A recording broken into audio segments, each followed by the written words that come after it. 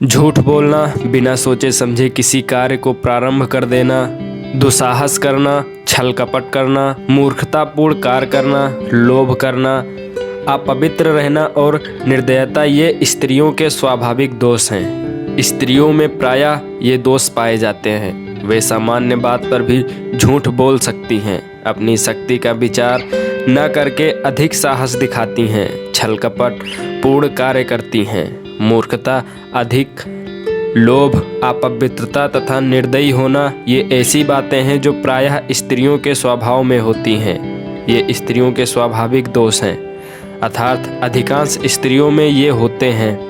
अब तो स्त्रियां शिक्षित होती जा रही हैं, समय बदल रहा है, लेकिन आज भी अधिकांश अशिक्षित स्त्रियां इन दोषों से युक्त हो सकती हैं। इन दोषों को स्त्री की समाज में स्थित और उसके परिणाम स्वरूप बने उनके मनोविज्ञान के संदर्भ में देखना चाहिए।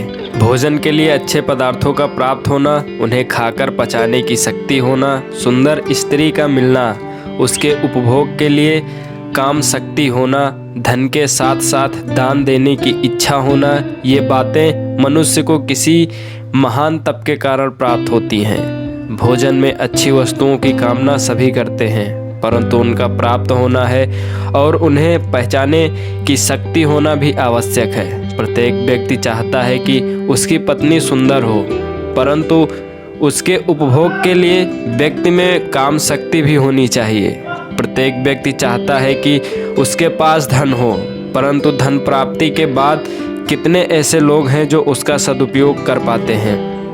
धन का सदुपयोग दान में ही है। अच्छी जीवन संगनी, शारीरिक शक्ति, पौरुष एवं निरोगता, धन तथा वक्त, जरूरत पर किसी के काम आने की प्रवृत्ति आदि पूर्व जन्मों में किन्हीं शुभ कार्यों द्वारा ही प्राप्त होते हैं। तपसा फलम का अर्थ है कठोर श्रम और आत्म संयम। जिसका बेटा वश में रहता है, पत्नी पति की इच्छा के अनुरूप कार्य करती है, और जो व्यक्ति धन के कारण पूरी तरह संतुष्ट है, उसके लिए पृथ्वी ही स्वर्ग के समान है। प्रत्येक व्यक्ति संसार में सुखी रहना चाहता है, यही तो स्वर्ग है। स्वर्ग में भी सभी प्रकार के सुखों को उपभोग करने की कल्पना की गई है। इस बारे में चाणक्य कहते हैं कि जिसका पुत्र वश में है, स्त्री जिसकी इच्छा के अनुसार कार्य करती है, जो अपने कमाए धन से संतुष्ट है, जिसे लोभ लालच और अधिक कमाने की चाह नहीं है, ऐसे मनुष्य के लिए किसी अन्य प्रकार के स्वर्ग की कल्पना करना व्यर्थ है। स्वर्ग तो वह जाना चाहेगा जो यहाँ दुखी हो। चाणक्य का मानना है कि वही गृहस्थ सुखी है जिसकी संतान उसके वश में है और उसकी संज्ञा और उसकी आज्ञा का पालन करती है। यदि संतान पिता की आज्ञा का पालन नहीं करती तो घर में क्लेश और दुख पैदा होता है।